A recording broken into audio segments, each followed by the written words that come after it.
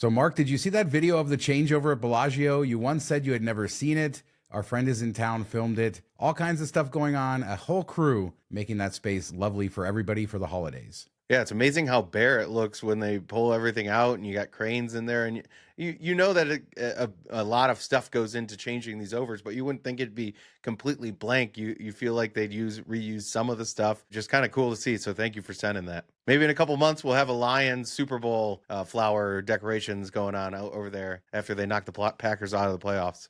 Nobody cares about the Lions in Las Vegas.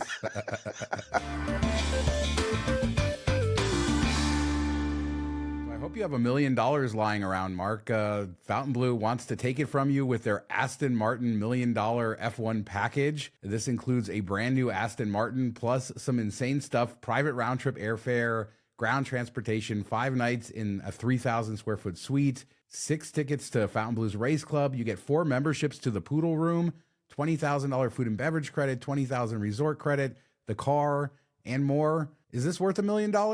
I was confused at first with the car because the way they word it isn't the best. It's like you have a chance to take home a car. So I didn't know if you're one of these packages, you're in a drawing, but it seems like you get it. The car, I think, is in like the $500,000 range. So I guess if you were in the market for this vehicle anyway, or you were considering buying one, this would be a cool way to do it and get a whole bunch of perks on top. Because now if you're talking like, I wanted the car, I'm spending $500,000 for the rest of the stuff, maybe that makes more sense, especially if you can split it amongst friends. You can bring quite a few buddies with you. So it makes it a little bit easier to take. I don't know. I don't think it's the worst thing we've seen as in terms of F1 ticket packages. I agree. And obviously this is for very specific people, but they're throwing in some interesting stuff. You get the private membership and you're going to be treated like royalty. You have to imagine the person who spends $1 million at Fontainebleau, everybody on property is going to know who you are, and it's going to be a lot of fun. Certainly not for us, but hopefully, maybe we'll make a friend and they can give us a Poodle Room membership. They got extras. $20,000 in food and beverage credit and then $20,000 in resort credit. Like, what are you doing for $40,000 for a weekend? I mean, I guess you're popping a lot of bottles and all of that, but it would be hard with the meals that are already included in this. You're hanging out at the club for the race. You got drinks and stuff there. So I don't know. Don't you think it'd be kind of a struggle to blow all that? The struggle is real, Mark. The struggle is real. I mean, if it was gambling money, okay, yeah, that's easy. But I don't know. How much can you eat and drink in Fontainebleau? So let's talk tipping, and thanks to Oren for sending this to us. This is the Vegas to go guide, and this is a guide that's handed out to tourists all over the city. I think it's the biggest one for tourists coming here, and they have an interesting tip guide in there, kind of telling tourists how much to tip. And there's been so much discussion on this show about tipping and what's right and wrong. And I guess this is sort of an official thing. I think some people would think the tips are kind of low, but what stood out to you among some of their suggestions? The gambling table games, they said tip 1 or 2 times your average bet during an hour. So if you're betting $25, they expect a $50 tip, I guess. I don't know. That one kind of stuck out to me. I tip when I'm winning, and I'll often like put them in on the game. They usually want to do that. It's a little bit more fun. They have a chance to make more money. So I don't know what that averages out to, but it just feels weird to like focus on, okay, I've been here for an hour, I owe them $50, whatever it be. And then, of course, the slot machine, 2 to 5%. People said 5% was insane, and this is what's in the guide. Although it does say 2 to 5%. So those among us who would go to the low end of that. Some other interesting things, valet, $1 to $2 per card. That seems very low. I remember valet being $1 to $2 25, 30 years ago. Tipping your cocktail servers, it also says $1 to $2 for drinks. I think on the Strip, if you give a cocktail server $1 for a tip, you're going to get a side look. They're not going to be happy. Yeah, you might not come back. I always tip pretty big if I'm playing. The few times I do play slots, I'll tip big, or even at like table games, I'll tip big on the first one, give $10, $15 for the first round, and then that keeps them coming back. Give them $3 to $5 every round after that, and your drink never really runs out. So that's the goal with those, but. Yeah, the valet seems a little bit low, and then housekeeping, $1 to $2 a day. I don't know. These seems like they might need to be updated some. The slots is a little bit high, and this is a little bit low. It was kind of interesting. Yeah, some would even say 15 to 20% for wait staff is low. A lot of people think 20 is the minimum these days. We're not going to tell you what to tip, but I'd love to hear what people think about these suggestions. Are they low? Are they too high? Are they stuck in the past? What do you think about each of these? I do think the cocktail server tipping bigger up front, that's just smart move. They can determine how much they come back. And if you don't tip them well, Don't expect to see them make a round, whereas you tip them really well up front. Many times they'll just bring you another round automatically. You can say, can you bring another one when you come back? Get that relationship going with a cocktail server and you'll do much better. Not the time to be cheap. Yeah, don't flip them a 50-cent piece like in Swingers or anything like that. Yeah, there's another one that stood out to me, the front desk, where it says $10 to $50 for like a room upgrade. The $20 sandwich trick, as we talked about, $10 ain't going to get you anything. Might get you a tub that doesn't back up, but $50 is probably the minimum I would expect to get have a shot at an upgrade. But sometimes they can take that money and give you basically nothing, so it's a risk there. Yeah, I love it's tipping the front desk, but yeah, it says only for room upgrades. So yeah, chime in on this. Have you ever seen the Vegas to go guide? I haven't actually seen this thing in person, but doing some research, it's huge. Does it have good information? Let us know down in the comments. Kind of reminds me, do they have that? Did that coupon book ever come back that they used to sell on Amazon, where you get like free play and match play and like thousands of dollars worth of stuff in it? I remember that was big, like in 17, 18, we used to talk about it, but I haven't seen that for a while now. Yeah, I'll have to look and see if the casino guide is back up. Obviously, Las Vegas Advisor does have a similar thing with their membership, so that's definitely going tons of coupons there, and I do recommend that one, and they have a book as well. So this is the part of the show I didn't want to get to, where we admit what idiots we are, talking about the New York front desk. We had talked it was going to originally be a bar. Then last week we saw the video. Neither one of us, I guess, blew up the video enough to kind of notice that there were some slot machines in there, and so we said, oh, they just made a new front desk. It's very clearly a bar. The name is Midtown Bar, and we have some updated photos where you can see it fully dressed out as a bar. We're dumb. And it looks weird. I don't know. It looks like a front desk that's now a bar. Maybe just because we know what it was. I don't know. It doesn't feel like a place I'd want to go hang out with. Maybe it's better in person, but it does look a little bit strange. But I totally blame you for this snafu. You're getting all like in your head that we got it wrong the first time. Yeah, it was. This was a disaster of a story. But, you know, it did look a lot like the registration desk if you didn't zoom in, and they didn't have all the bar stuff up, which we see now in pictures that you can see very clearly. So we both made the mistake. People called us out on it. And yeah, it does look like a bar that was a registration desk. I mean, that's the truth. Yeah, it's definitely going to be a weird spot. I don't know. Hopefully it does well. Maybe if they have good payouts, people will sit there and enjoy themselves, get good service. But if it's crappy machines, I think it'll be kind of vacant. Now, here's a good deal over at Aria for Thanksgiving. Their tailgate, which for $59, you can basically get access to all of the food in there, all the different stalls in the food hall. And in researching this, they're actually doing it on Saturdays and Sundays right now during football season. They're calling it the football tailgate. Seems very similar, basically 3 hours, and you get to sample things from everywhere in the proper Eats food hall. Now, this is where the buffet was. And Mark, tell me how this is different than a buffet. It's better, I guess. I don't know. I do think we talked about this on Patreon last week a bit. I do think this is a bit better of a setup than a true buffet, because each place is specialized in something. You know, it's not just a mass produced thing for people, even though they will be kind of mass producing stuff. It's focused like this restaurant's good at this, you know, this type of food. This restaurant's good at this type of food. So I think it will be a step above what you might get at a buffet, but it is very similar. I still think it's a great idea. I love it. I would take advantage of it if we weren't doing our pizza around the Vegas pizza challenge eating thing.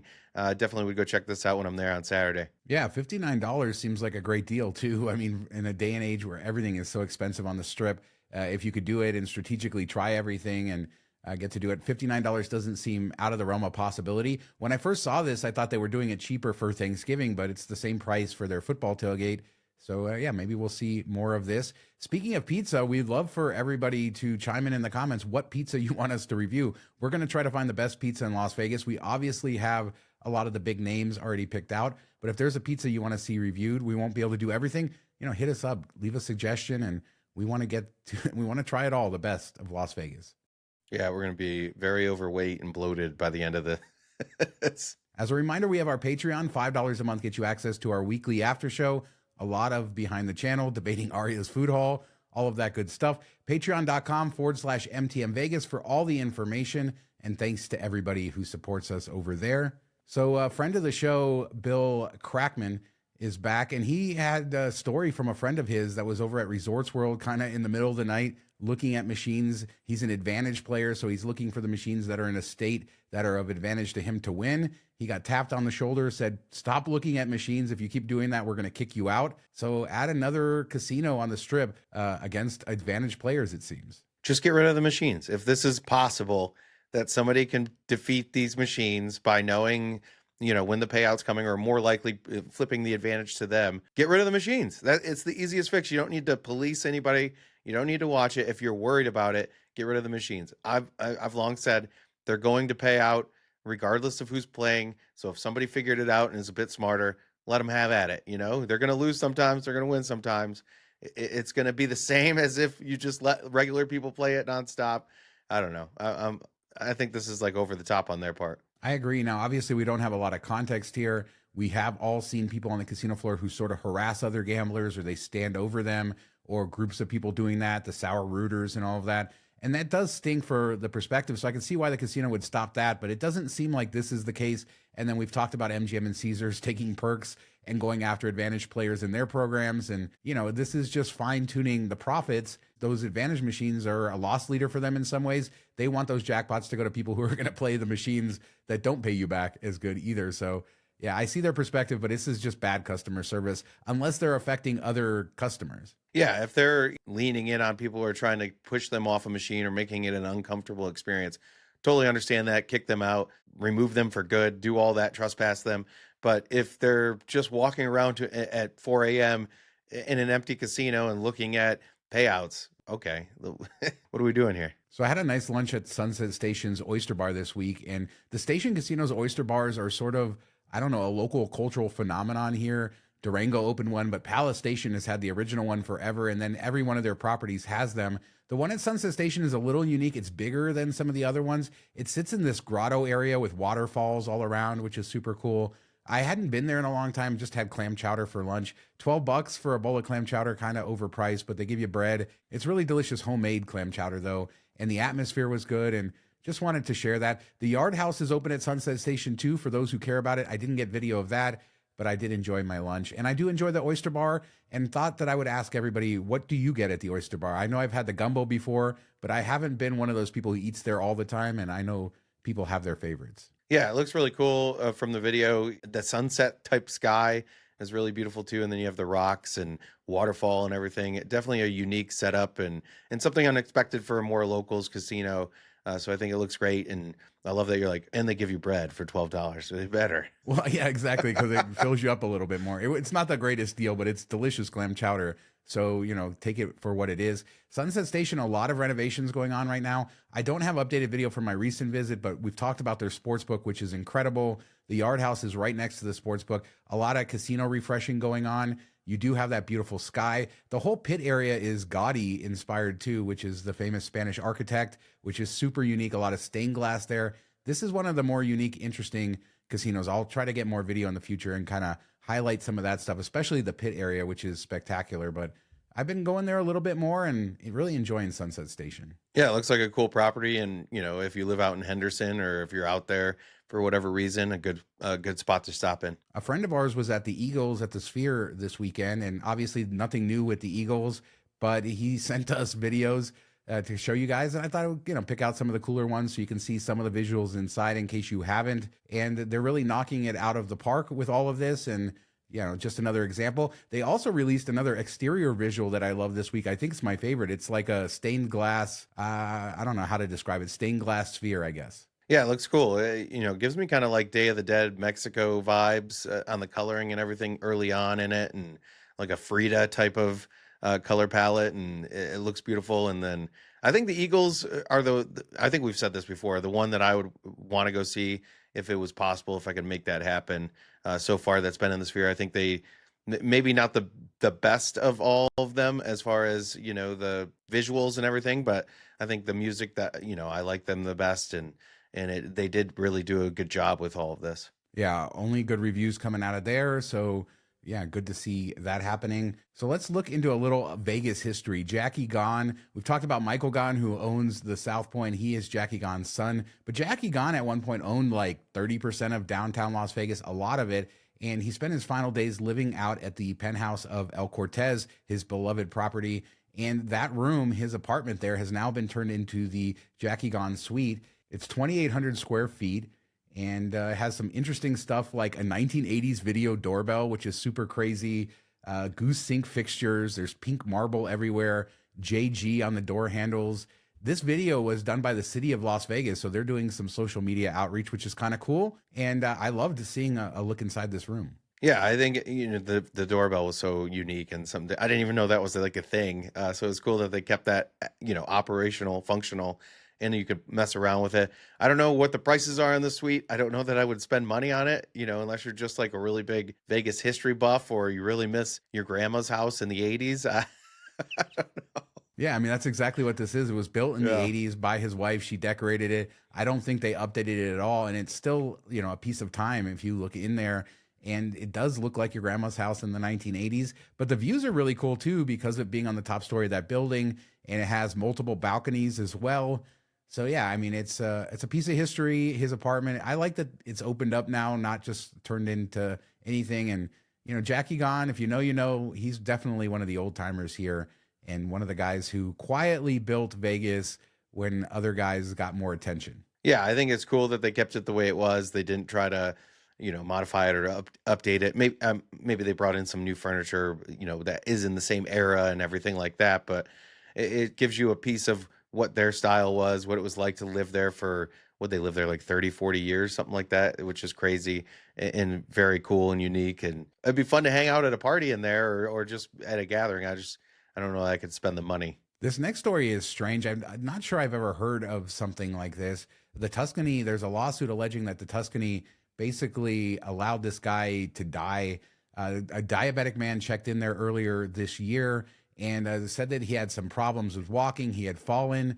So he was ill and he was there for work. And eventually he passes away in his room. And the family is suing Tuscany, saying that they should have done welfare checks. At one point they were asked, and apparently they didn't. Basically saying it was their responsibility, the hotels, to check on him and make sure he was okay. I certainly have family members who don't have the best health, and I don't know where the jump is, unless we're missing some of the data here. Why is it the hotel's responsibility? Yeah, I could see them being upset if they asked for a welfare check and they didn't do it, or they promised it and didn't do it. But you can't just check into a hotel and be like, hey, I'm not in the best shape and you got to keep me alive type of thing. Like, it just seems strange to put the blame there. I'm sure they're grieving and upset and wish more would have been done. And this is probably something that could have been avoided, but you also can't blame, business that you're just staying at the hotel room. Like, if you're that worried about it, have a family member go with them, spend the time there, make sure that somebody's there to watch this person. I think that would have been the better play here. Yeah, it stinks. It's a tragedy for the family. Heart goes out to them. I just don't understand why Tuscany or any hotel really should be responsible. This isn't a hospital or any sort of a medical facility or anything like that. You wouldn't expect them to have the training or be able to take care of you in that way. And so this is just a sad thing. Not sure how it's going to shake out. I can't imagine it goes that far because it doesn't seem like anything happened here that any other hotel, like any sick person dying in a hotel, you could sue them for. That's sort of what this seems like to me. Yeah, it'd be one thing if, like, he fell and they knew it and didn't take care of it or didn't get him to the hospital. There could be things that they were at fault for if they wouldn't have done it. I just don't see it here. And even that case, like, unless something that they didn't properly take care of led to an injury that led to a death, I don't know. It just seems like they're pushing a little bit too far here. Speaking of pushing too far, Caesars and Wyndham. Oh man, it used to be so easy to get Caesars Diamond status. That's changed a lot. Obviously, the perks have changed a lot. Founders card, I think, is still sort of hanging in there after losing it for a while. So I think that is a way to get diamond status. But one of the more popular and the easiest way was through the Wyndham Business Earner card, which gave you Wyndham diamond status, which you can match to Caesars. That had a $95 annual fee. It was all great. But unfortunately, in the terms, they just changed things. Starting February 1st, 2025, Wyndham Rewards cardholders will no longer be able to match their Wyndham status that they got from having the card. So that's all ending. Yeah, that sucks. We all knew it was going here. Every year we're like, oh, is it going to come back? Is it going to work? Do you need to earn some credits? Do you not? All that type of stuff. I think the Wyndham Earner card's still really good if you spend a lot of money on gas, 8 times points. They also slashed, used to be able to transfer, well, it was 30,000 points a year between the two programs, and then it went up to 60,000. It's back to 30,000.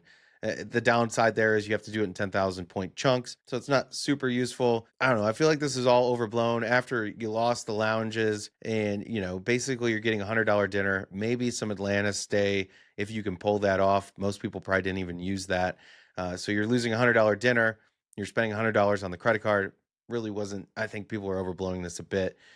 Maybe the big downside is you can't use that Caesar's Diamond status to match to other statuses, either whether it's cruise ships or if it's other casinos, and that probably hurts some people. Yeah, and I think losing resort fees, parking, just stuff like that, the easiness of it, not having that priority lines at Bacchanal Buffet, there were definitely things that people were using in Vegas.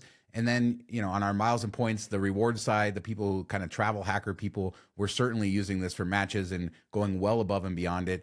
The founder's card can be had for about $300 a year. I think for those people, it still would be worth it. There's a lot of other discounts, but yeah, it's just not simple. And a lot of people like this. It's sad to see. Not a surprise at all. We expected this to happen. Caesar's making it harder. Everybody's making it harder. These status matches became so popular with social media and everything else that we've seen companies have to start them and stop them, come up with different rules.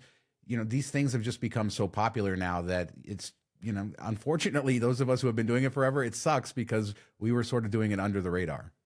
The best status match was Hard Rock so that they could close a year later. I mean, it was great marketing there. But they have you in their database. They have you in their database. So let's close with this LVXP. This is that stadium/hotel project that is on the old Wet and Wild site just south of Sahara, north of Fontainebleau. This is the alternative NBA arena to the other one that was supposed to be built on the South Strip that's now being rumored to be built at Rio. Try to keep all of that straight. But we actually got some renders as they went to the county trying to get approval for this thing. And they want the tallest hotel tower in all of Las Vegas. They want to get approved for that, taller than even Fontainebleau at 752 feet. Also 120,000 square foot convention, 6,000 seat theater. Some interesting architecture here. I think it looks pretty good. I don't know. What do you think? I mean, what are the chances of this happening? Yeah. It's like it's on the Wet and Wild side. It looks like there's like a luge or a water slide on the top of the building. I don't know what the little curl thing. I don't like that at all. But it looks massive. I don't think that this ever gets built. Like, it's just way too much, too big. And then you have the stadium there, which they're just kind of throwing in at the hopes that they get the NBA team.